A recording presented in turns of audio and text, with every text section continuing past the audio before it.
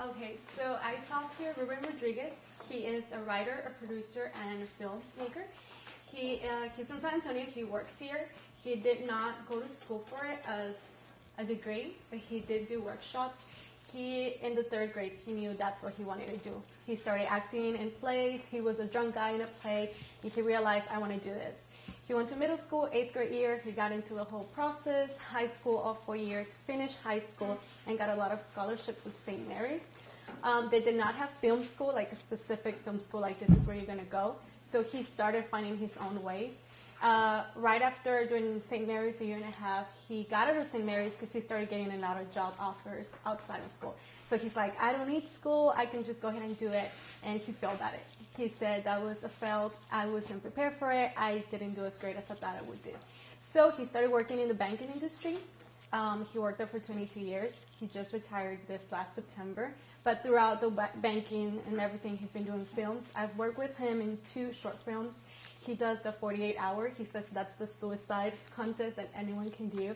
And I've worked with him behind the cameras, and he's just such a talented guy. He just finished a film that is actually going to come out local. He did a contest that was called the Hispanic Cine Festival, and out of 90 films, he got the 7th place. And he said that the craziest thing that happened was that they called all the top 10 people in the film, and people from California, all over the country. And he's just like, oh my God. Like, he's like, these people know what they're doing, and I'm just here. I just tried it, and I made it. So they went by one by one, and the first person, they're like, tell us your title and how much you spent.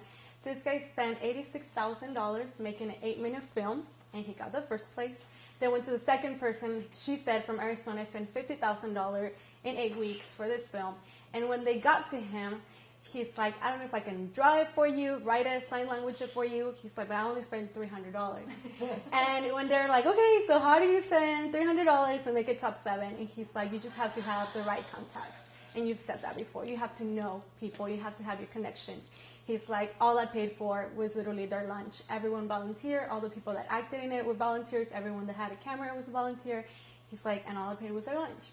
So he's a very talented guy. Right now, he's going to work in a film that's actually going to go national, which is pretty crazy because he's not very known. He has a lot of connections with Hollywood. Someone that's always after him is Univision and TV Azteca in Mexico. He's very, very requested with them, and he's just like, you have to learn how to say no. He's like, yes, I want to make money, but it's not all about the money. It's about your dream.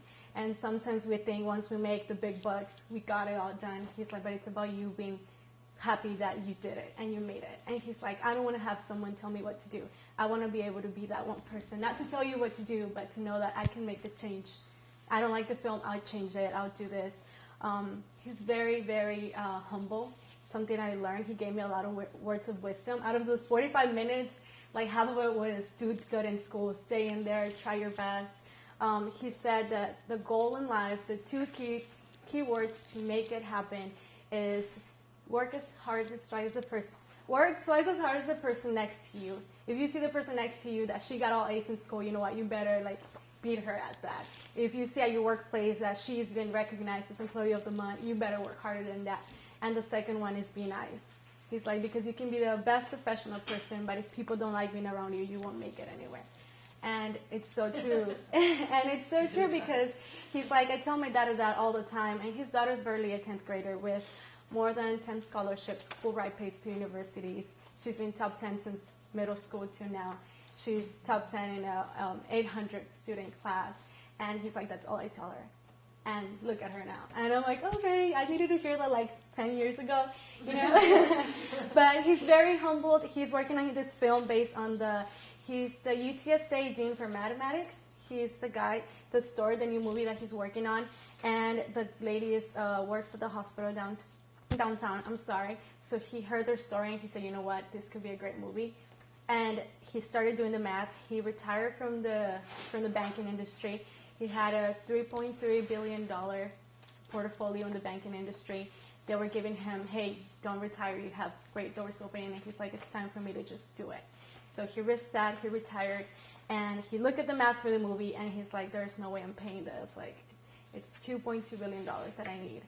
And he got an email. he's Christian. He's faith-based movies, so his movies won't have any cursing and any sexual content. He's faith-based. He's like, yes, I'm God-based, but I'm also money-based. I need the resources. So he got a call, and someone said, I'm interested in the story. I heard about you through the news. He's a guy that works at Univision, and I want to fund you. So don't worry about the money. You have $2.2 billion to spare on whatever you need. So I'm really excited because I'm like, I know this guy. One day he's going to make it. I'll be like, I work with him. So he's a great guy. He's like, if anyone in your class is interested, let them know, hey, I can help them out. It was really hard to have a schedule with him. He canceled on me 3 times. It was very frustrating. I was just like, I can't believe you did this to me. You said yes.